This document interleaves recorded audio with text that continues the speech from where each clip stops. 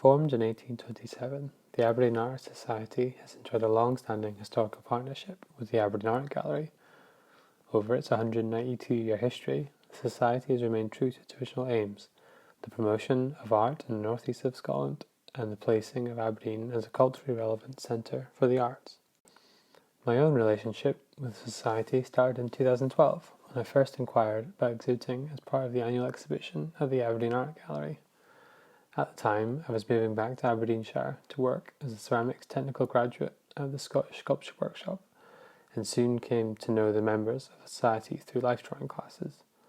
I was fortunate to go on to be selected to exhibit at the Society's annual exhibition in 2013 and 14. 2014 saw the Society's final annual exhibition at the Aberdeen Art Gallery before the gallery closed for refurbishment.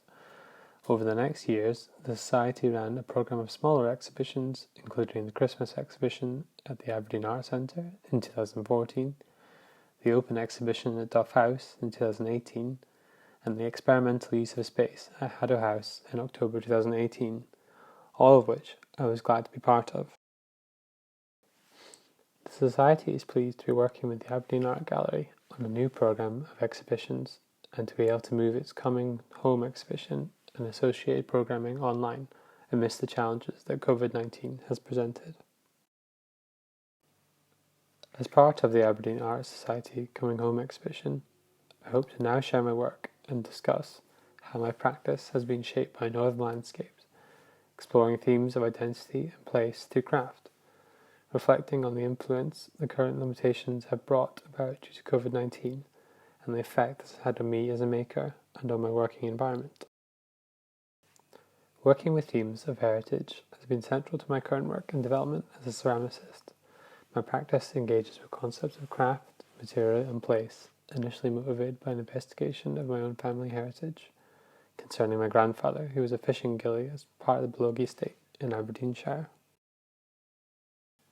Exploring objects from his collection, site visits and stories, I feel like I've achieved a connection with a man that I've never met and uncovered a deeper understanding of our links to the past and the evolution of craft.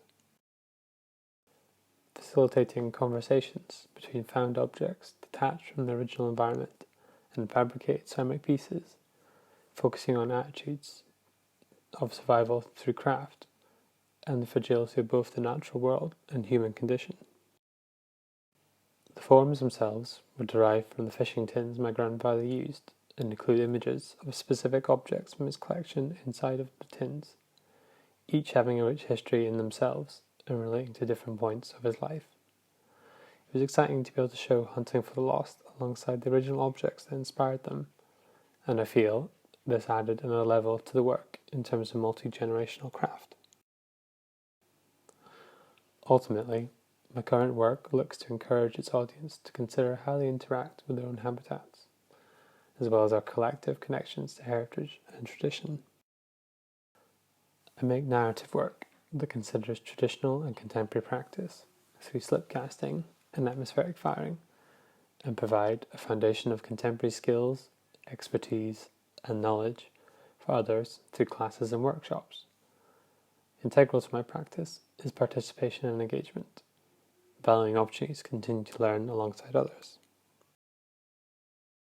Following on from my involvement in the Naked Craft exhibition, touring Scotland and Canada over 2015 to 2017, I feel my work has developed in new directions, developing a body of work which would become to known as a Northern Soul, which referred to both my grandfather and myself. Themes of identity and place were explored throughout the making of the work for this exhibition, with the works themselves being made during time spent in Canada and Scotland, both countries that identify with the idea of North. In 2016, and again in 2018 and 19, I had the opportunity to develop my practice further as part of the kiln raising residency program at the BAM Centre, Canada, and the Young Woodfires Arts and Residence at Guldgo International Research Centre, Denmark. The kiln raising program was devised in the spirit of a community barn raising, and brought together emerging and established ceramic artists with the intention to create new work and explore kiln construction, culminating in the building and firing of the BAM Centre's first wood-fired train kiln. Currently, I'm continuing to build on and develop the use of atmospheric firing in my own work, as well as widen my experience of kiln building. The use of wood to fire clay is a continuation of technology and tradition from ancient history into contemporary practice. The characteristic earthen tones, ash deposits, burnt sienna flashings, natural glazed surfaces, and spontaneous effects are sought after in the atmospheric firing process and something I'm continually developing. My family and friends have always reduced, reused, and recycled for practical, economic, as well as ecological reasons. I endeavour to lead my own life, including my practice as a maker, with these environmental considerations in mind. Habitually collecting and repurposing objects is also an aspect of my practice that allows me to explore and evidence the history of found objects. I research and respond to aspects of sustainability with new materials, methods, and processes in my practice. This further challenges me to produce work that interacts between object, material, and environment, questioning how these objects are produced and fit into a contemporary dialogue around consumption. Studying philosophies surrounding collections, souvenirs, and trophies, paying particular attention to the memories attached to them, I manipulate these found ceramic objects with superimposed imagery. I feel this adds to their life story and imparts new existence. This transformation brings the old and the new face to face, blurring the lines between past use and new purpose. Most recently, I participated in sim residency in Iceland over January, experiencing and often feeling humbled by the Icelandic landscape in winter, which at times had me housebound at the Kolfstor farm. This was a unique opportunity for me to work in isolation, as well as alongside others, discovering new ways to communicate the narrative of locations. The landscape and environment I find myself in is crucial to my work and ongoing development. While in residency, the opportunity to explore natural glazes made from volcanic ash, basalt, pumice, and animal bone, and continue to explore northern fishing culture allowed me to reflect on materials and contemporary practice. I found it refreshing, while in residency, the limitations of my working environment. Being used to work in an equipped ceramic studio, it was liberating to get out of my comfort zone as a maker and embrace limited materials and tools, as well as have to gather and process materials directly from the landscape, something which I am continuing to explore during lockdown.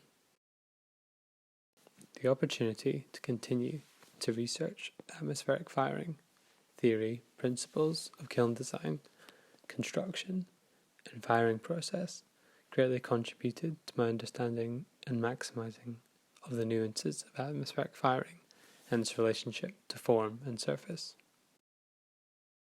By its very nature, atmospheric firing forges cohesiveness and symbolises the intrinsically communal and collaborative aspects of ceramics, something I have been heartened to be able to share with others.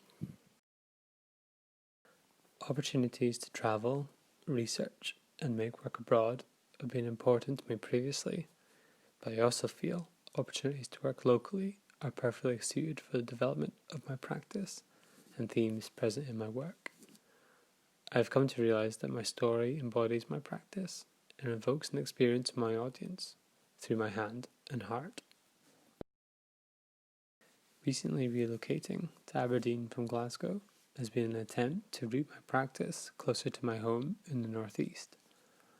Undertaking a space at DMath Artist Studio in Torry at the end of last year goes some way to furthering this. This connection to place feels even more relevant in this time of social distancing and self-isolation, and I am very grateful to be part of such a rich artistic community in the northeast of Scotland. My relationship with my family, based in Aberdeenshire, has been integral to this whole process, and I'd like to thank them for their continued support, as well as the Aberdeen Artists Society and Aberdeen Art Gallery and Museum for this opportunity. Artists and organisations have been forced to consider new ways of working, maintaining connection, and embracing the change amidst the challenges that COVID-19 has presented. I'm heartened that Aberdeen Art Society and the Aberdeen Art Gallery Museum have met this challenge with coming home, and I look forward to viewing the exhibition online.